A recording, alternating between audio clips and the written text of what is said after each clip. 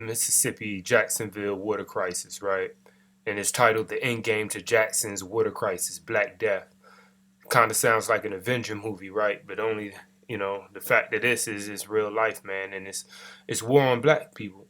And I don't care how you want to cut it up. And by the time I dissect this information through here, man, granted I see it says opinion, but we're gonna break it down, right, to major points. All right.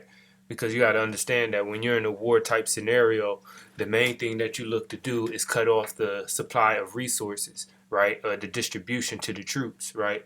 So these are literally war type game strategies that is taking place on black people in certain demographic areas, right? And this is one of the reasons why, like I said before, I got into this bottled water business because I seen it on a local level where you had lower economic areas that were not getting very good quality water. Bottled water is what I'm talking about specifically, right?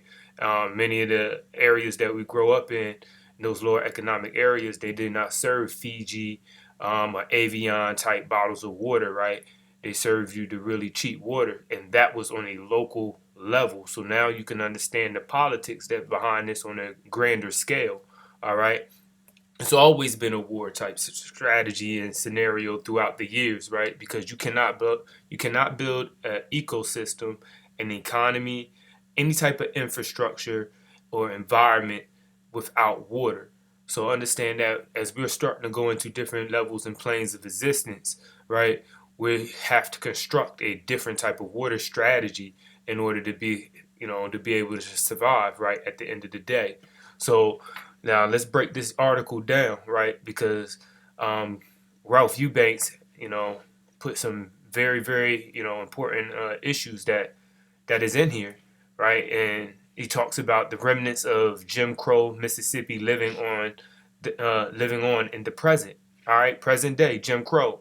All right, so we already know that how the South, had different scenarios set up, man, to discriminate against black people, right? And it's still going on today. It may not look like it on the surface, but when you start to drop down layers and as water can only do and take you through and you follow the drip, you can start to see the economics, in these things. This is why I get into waternomics because when you follow the drip, you follow the currency, you follow the money, it's always going to show you where there are leaks at in the system. And if you don't have a proper distribution, a channel flowing through, then you have less circulation in order to power any type of economic system. All right. So let's get to the source of the problem, right? So now let's check it out. You got, I wish I had highlighted it like I got on my phone, but let's see. Uh, let's see. So Doctor, I said about to call him Doctor, gave him a promotion, right? So Eubanks is down here for a Mississippi Book Festival, right? And upon entering into his room, he found out that, he got, let me say right here, drink all the water that is flowing from my faucet. He couldn't drink any water from his faucet, right? In the hotel to brush his teeth, but he looked a little bit puzzled. So in here, he starts to state about how he had so much bottles of water um, offered to him while he was in the hotel. So they have large amount of water that is offered to people inside the hotel, guests that is coming in and visiting, but don't have enough water to an area that is for the citizens to support. So I'm thinking to myself, if you don't have enough water for the citizens that live there, that pay their taxes there, that support that economy, that environment, right? But you have enough water to provide guests, people that are from the outside coming in, what is that really telling you that how do you care about your people, right? And it talks about it right here. More than 150,000 people in the state have no access to safe drinking water for the foreseeable future. So they don't even have an end result to this thing, a time period. The main water treatment facility began failing Monday after torrential rainfalls. Okay, so when it starts to flood, it overfloods the water treatment facility where the bar screen area where it filters out all the grit, you know, all the different particles out of the water, right? So you definitely need that filtering part. Once that thing shuts down and these pumps are shutting down, then it's not able to go through the proper filtration. So when they're talking about boiling water, notice boiling water is not going to filter the grit and sand out of your water. Okay, now that's debris. All right, that is total dissolved solids, right, in your water that you do not want. You don't want to taste. You don't want it. You can't evaporate. Grits are solid, right? You have to filter that. Okay, so um, breaking it down and going in a little bit even further, right? Um, and I want y'all to read this article. There's a lot of great points in this article, right? That I'm gonna skim through. But let's see.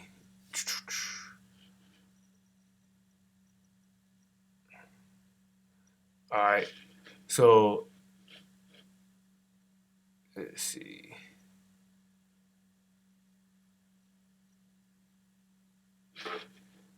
So it says right here, I know I'm gonna skip over a few parts though, but it talks about right here the Jim Crow era colored water fountains. The people of Jackson have no drinkable water at all. It is almost if Jackson is being told to drink from the colored water fountains all over again, except this time drinking the water might make you deathly ill. Okay? Once again, because it speaks to the point, you cannot drink um, that amount of dissolved solids in your water.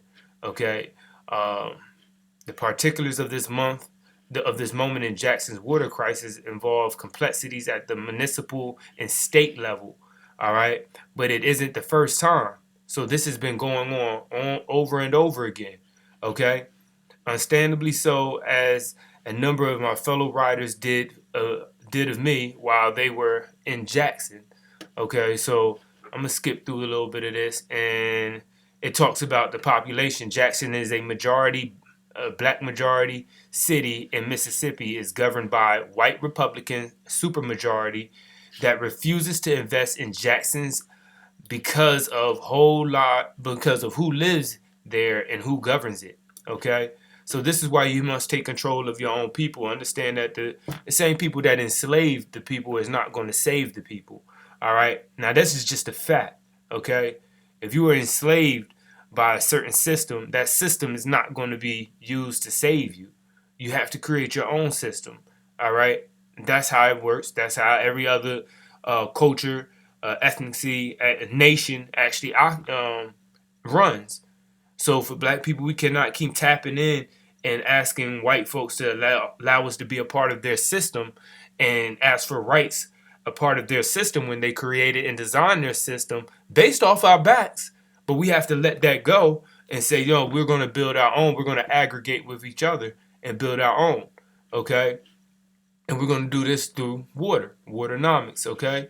So breaking this down a little bit, this is what Senator James Vardaman referring to Mississippi black citizens as lying, lustful animals which no amount of training can transform into a tolerable citizen.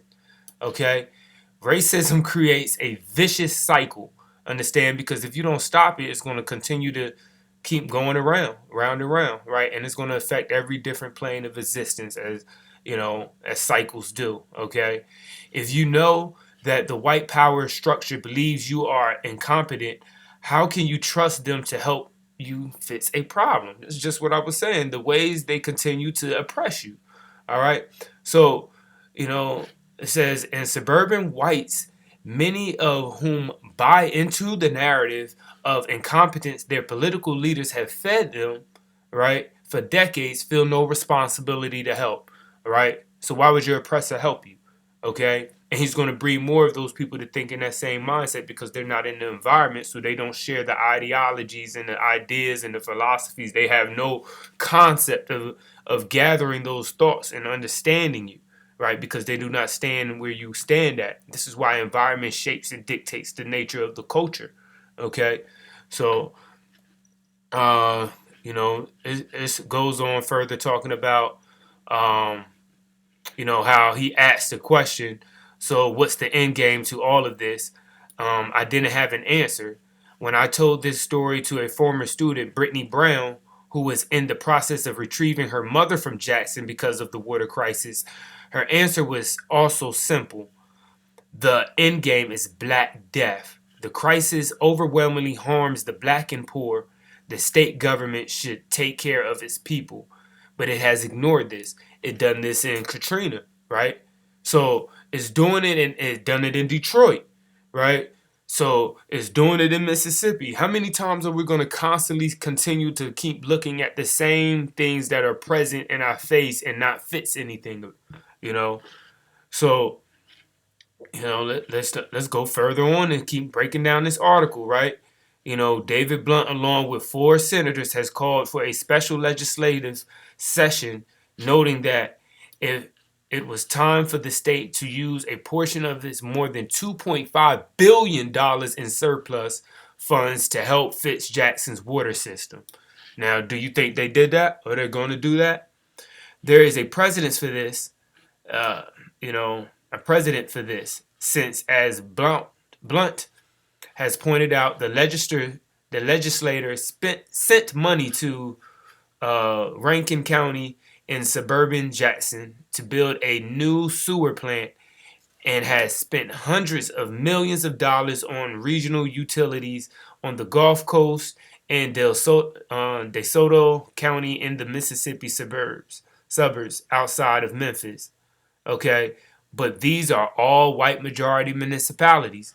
Once again, here we go talking about the distribution of resources, right? The distribution of currency. If you do not control your distribution, someone else is going to control it and flow that somewhere else. All right, that's what banks do. Banks control and dictate the flow of the currency. So every time we put our money in the bank literally distributes the flow of where that currency moves. When you put your money into these S&P 500s, they distribute the flow of where that money go. Every time your money leaves your hand and you put it somewhere else, it's literally up to that person that you put your money to distribute the flow of that currency. So it's important for you to understand and follow the drip concept, right?